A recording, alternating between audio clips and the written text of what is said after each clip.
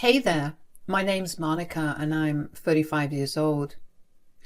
I just got the best revenge on my superficial ex-husband, and I thought that I'd come on here and share my story with anyone who'd want to listen. Just for some background, I met Zach through a work colleague of mine when I was around 24. At this time, I was struggling a lot because I had just moved to an entirely different state for work. I was away from home and my family and friends. As a result, I barely ate or slept, which made me lose a lot of weight. Now, I wasn't unattractive in any way, but the weight loss seemed to have made me appear even more attractive because suddenly I was turning heads wherever I went. And that only made me feel worse because it made me feel like I had been ugly before. Anyway, I had a friend at work who told me that she had an attractive friend who was looking for someone. Now, I'm usually very shy when it comes to dating and whatnot, but I was feeling really low, so I figured that a good date might cheer me up. So I agreed to date with her friend, Zach, and she was not lying when she said that Zach was attractive. We hit it off really well, and that one date turned into one more and then another until we became an official couple. While Zach was an attractive and charming man, there was only one flaw to him, and that was that he wasn't exactly earning very well. But I didn't mind that because I had big feelings for him and I made enough to pay for all our dates. Anyway, the relationship got really serious, and after about 3 years of dating, we decided to get married. Zach invited all of his friends and family, who I did not get to meet until our wedding because they all lived on the other side of the country. Our wedding was truly a glorious day. I met more people than I ever did in my entire life. I didn't get to know them well, but everyone on Zach's side seemed to be lovely people. If there was one thing that I would note here, it is that all his friends, who were his childhood friends, were super rich. They bought us the fanciest and most expensive gifts. These are things that I never thought I'd ever own. Anyway, life after marriage was pretty good for me. I finally began to feel comfortable, and slowly but surely I began to gain a little weight. I was overweight, but I finally had more than just skin and bone on me. I noticed Zach getting more distant, but he never really talked about it whenever I asked, so I just let it go and waited for him to come to me. One day, after Zach came back from work, he told me that he had been thinking of meeting up with his friends. So, the boys and I were discussing meeting up by the end of this month. The boys? You know, my friends that I invited to our wedding, the ones that got us all those fancy gifts. Oh, yeah. Oh, that's nice. Where do you plan on meeting them? Well, I was sort of hoping that we would host dinner for them and their wives. That's not a bad idea. Plus, that would save us some expense. This month has been really hard, hasn't it? Yeah, but, could you not bring up our financial situation in front of them? Of course, I only made that remark because it's us right now. I know. It's just that I do sometimes feel a little inferior to them because we all grew up together and I'm the only one that's still struggling. I get that. And I'm not suggesting that we don't host, but because you are insecure, why don't any one of your friends host dinner? That might make the whole thing feel less stressful for you. No. They already look down on me, and if there's one way for me to make them feel like I'm not using them in any way, is to do this. Why in the world would your friends think that you're using them? I don't know. Deep down inside, I do think that they look at me that way. They always bought me all the fanciest of things, and I've never been able to give back to them in that capacity. Hey, I'm sure that they're grateful for everything you've done for them. If you've stayed for so long, I'm sure that they see what you contribute to the friendship and they're appreciative of it. Yeah, you're right. But still, we'll need to deep clean the house and only bring out our finest of things. You leave that up to me, sweetie. I know how to host a good dinner and make it seem like we're better off than we are. Thanks so much for understanding. Hey, if not me, then who'd be there by your side always? Even though I didn't actually get to spend time with his friends before, I was excited to meet them and get to know them better. Since we were hosting dinner, I figured that I might as well go all out.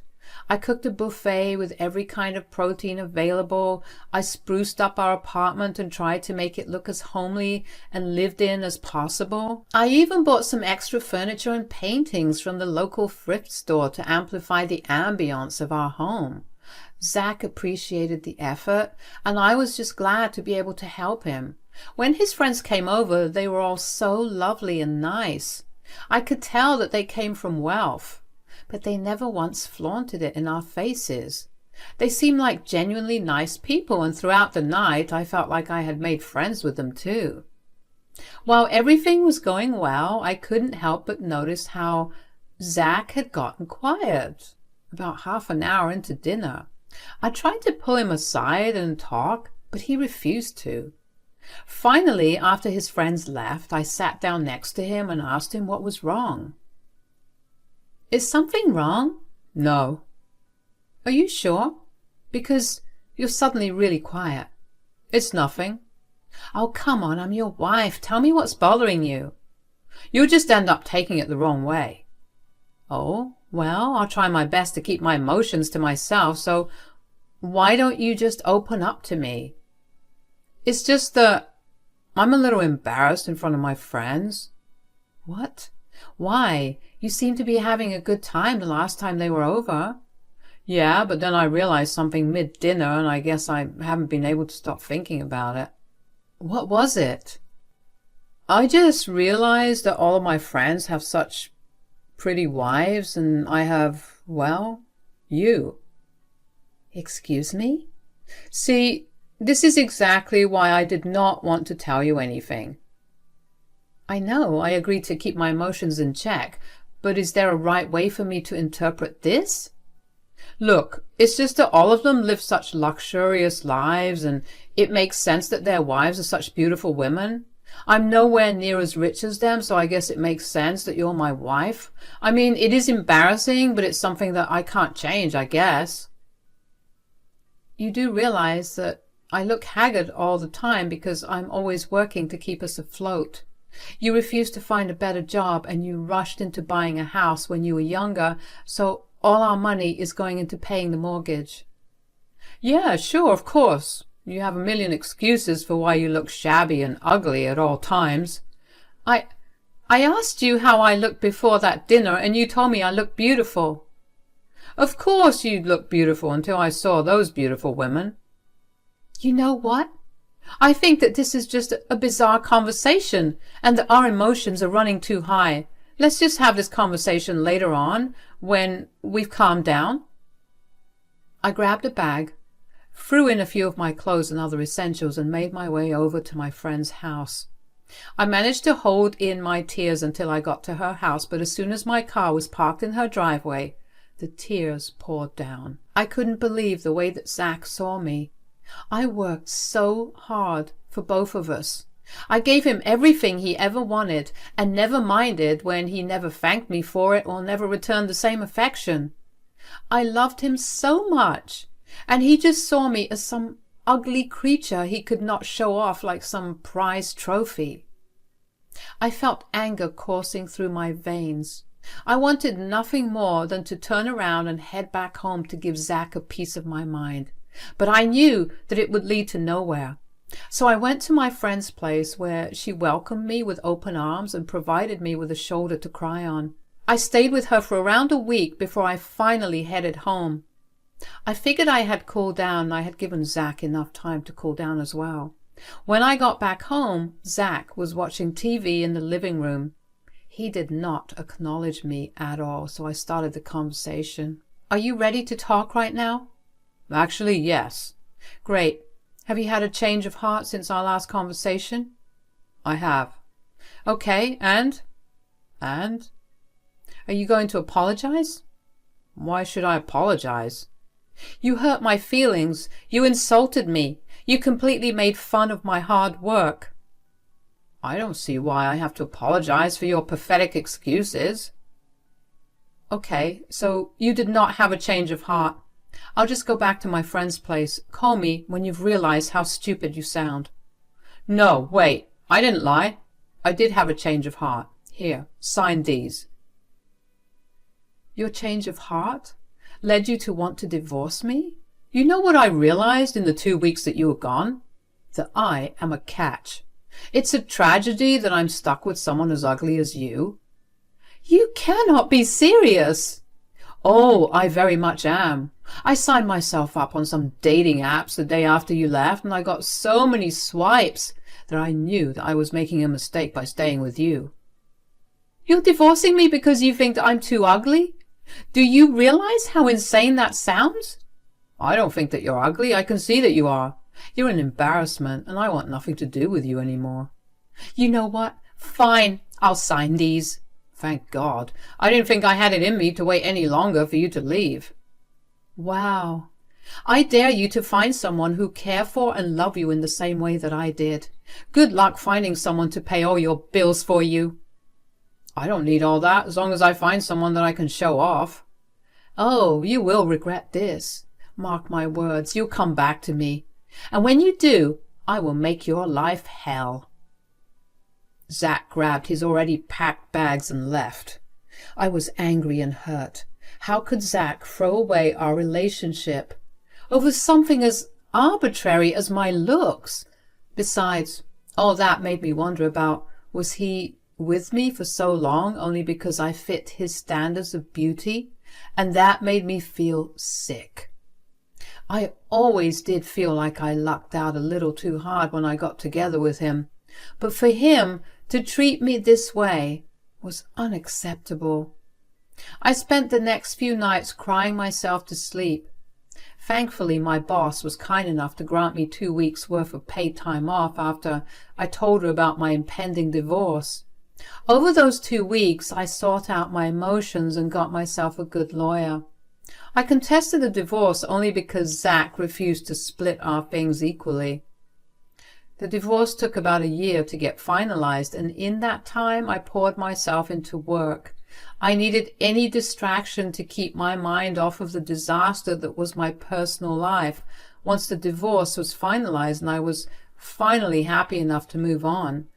I found out through a repost of mutual friend on Facebook that Zach got into another relationship with a woman who was not only much younger than him, but also so much more prettier than me. That sent me down another spiral of self-loathing and depression.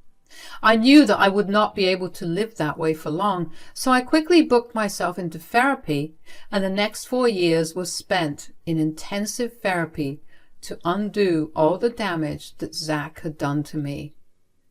I began to put myself out there again and went on several dates, all of which went pretty well. Once again, just as I was beginning to feel better about myself, Zach showed up at my door one day, completely unannounced. I felt nothing but rage when I saw him, but I tried my best to be civil. "What are you doing here?" "Well, it's been a long time since we saw each other, right? I thought I'd stop by and see how things are going with you." "They're going great." "I can see that. You have a beautiful home." "Yeah, well, ever since I stopped paying for my lousy husband, things got better." "Okay, I deserve that. But speaking of marriage, I'm getting married tomorrow." "You came here to tell me that? I see that you're still as insane as you were before." "No, it's just all of the wedding planning and stuff took me back to when we got married, and I guess I just missed us." "I don't think that's right. How could you possibly miss someone as ugly as me?" "Look, I know that we ended on really bad terms, but I was talking to my friends during my bachelor party, and I guess I was way too superficial back then." "You guess?" "Fine, I was. I was so focused on how all my friends had these gorgeous women that I never thought about how they had real loving and affectionate relationships with them. They had healthy and equal relationships. I did not do that with you." "Yay, it only took you 5 years to realize that you were a complete and utter douchebag." "I get why you're being cold right now. I mean, while talking to my friends, they told me how lucky they thought I was when I married you because You were the total package. You had the looks and you had a good job and a great personality. I guess I just got so used to you that I stopped seeing it. I let my insecurities get the best of me, and I'm not proud of that. I really am very sorry for the way that things ended. Well, I don't know what you thought you would accomplish by coming here and telling me all this. I appreciate the apology, but that doesn't mean anything now. I know, in the past few weeks, I guess I realized that the worst thing I ever did was letting you go. You were and still are the best thing that happened to me. What are you saying? You're literally getting married in 24 hours. I know. I still love you. Sure, I'll have a pretty wife now, but she doesn't hold a candle to your beauty and personality. I'm only marrying her because she's pretty and has money. So you still haven't changed? No, I have. I mean, clearly, considering that I came all the way to apologize to you. No, you're still the same. You only came here because of something your friends said. You're marrying a woman for the same reasons that you married me. I would even be surprised if, in another 5 years, you'll leave her for the same reasons you left me. That's not true. I do love her. Just not in the same way or in the same amount that I loved you. You're disgusting. Leave me alone. I couldn't believe the audacity that Zach had to show up at my door 5 years after he left me for another woman, and all to try and woo me again. On the day before his wedding, I was disgusted. You know, with the path I had been on before he showed up again, I was beginning to make peace with what had happened, but seeing him again after all those years and seeing that he was still every bit the despicable man he was when I left him, made me want to get even. I wanted him to feel the same pain of abandonment and betrayal I felt on the day that he left me. So I did what any other logical person would have done. I have those Ring security cameras at the doorbell. They record everything that happens outside my door. That meant that it recorded Zach's entire confession to me. Now, when I went to look at the footage, I saw that Zach was only partially in the frame, but that didn't matter. His voice was still very audible and recognizable. I then went through Zach's social media and found his fiancée, Cassandra. I messaged her and informed her of what Zach had done. She responded a few hours later and she did not seem to believe me, so I sent her the video of what Zach had done. The only response I got from her after that was a thank you. I felt pretty good about myself after that, not only because I was sure that I had ruined Zach's relationship, but also because I knew that I was saving another woman from the same fate I had. I was not going to let Zach hurt another woman in the same way that he hurt me, that was sure.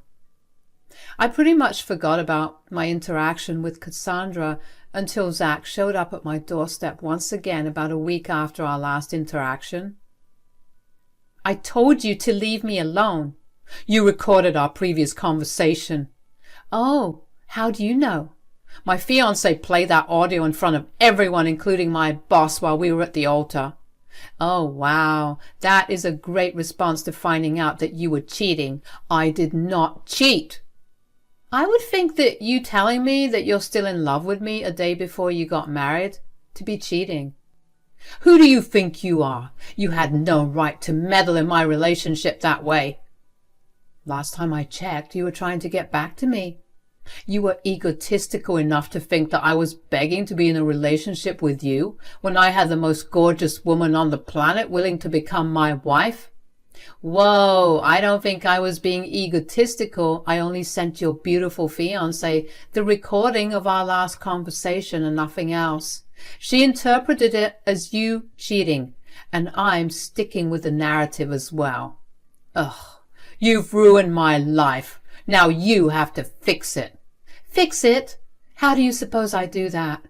You either tell my fiancé that the recording was a fake, or you take me back. Ha, Zach, I have absolutely no reason to do any of that.